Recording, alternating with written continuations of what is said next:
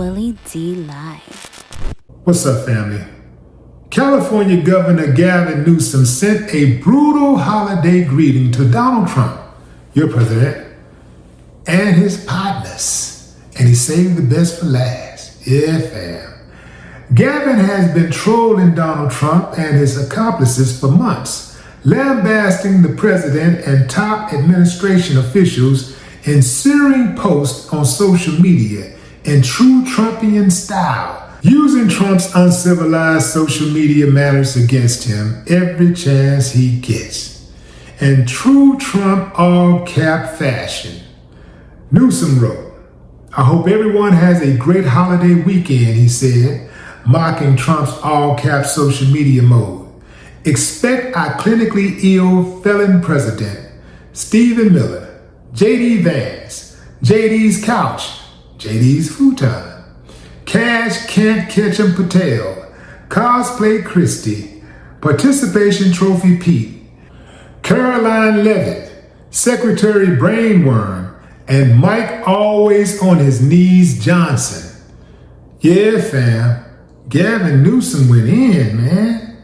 He also said this, obviously referring to Trump's apparent health problems in recent months, which the president has been trying to hide, but his bruised hand in particular, with either band-aids or heavy makeup, has been obvious on plenty of occasions, including earlier this month at the Kennedy Center honors, not to mention his public dozing during White House events.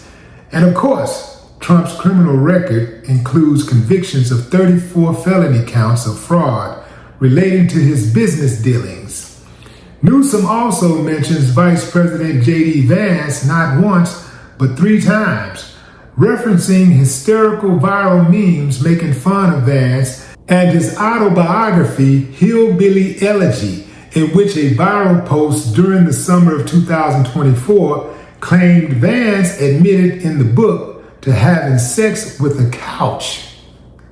Yeah, but Newsom didn't stop with Vance, mentioning White House Deputy's Chief of Staff Stephen Miller, FBI Director Kash Patel, and Defense Secretary Pete Hegseth for her constant gaslighting and twisting of the facts. He gave White House Press Secretary Caroline Levitt a nickname, Carol Lying, as if she be lying all the time.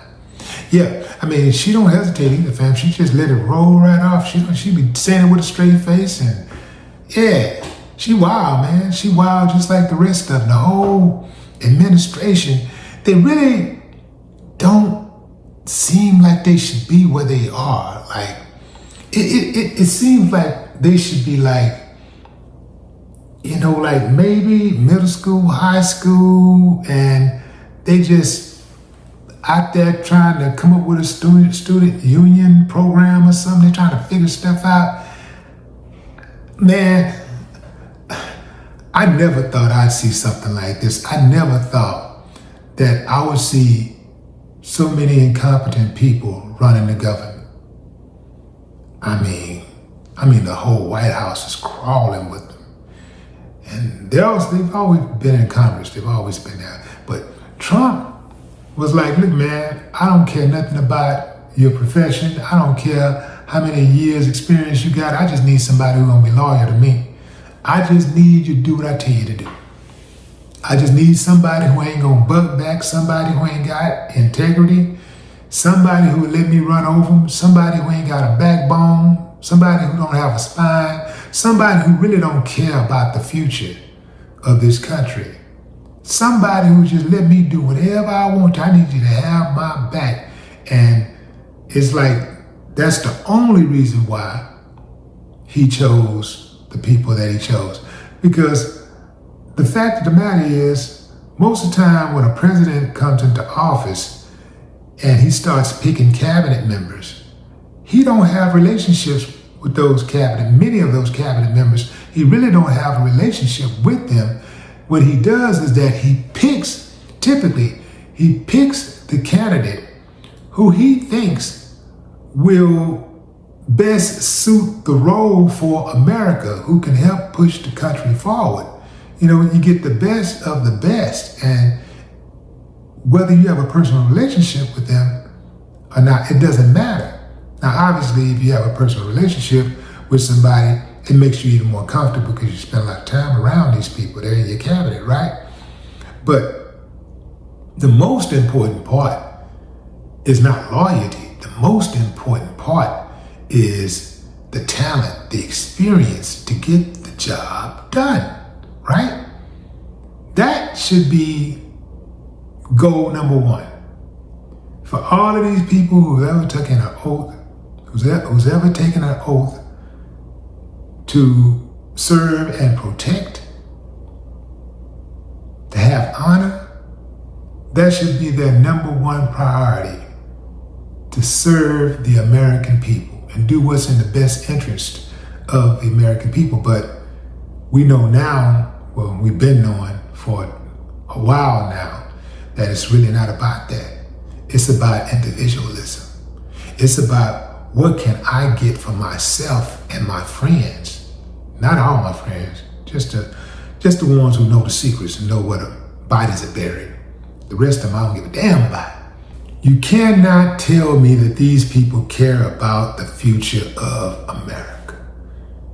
Some of these people, most of them I do believe, they're just trying to get what they can get. And if this thing burned down in the process, so be it. But they're banking on being able to get as much money as they can, as much opportunity as they can, and for those opportunities and that money to last as long as they live, and whatever happens after that, they really don't give a damn. You can't tell me they care when they're doing more to divide the country than to bring the country together.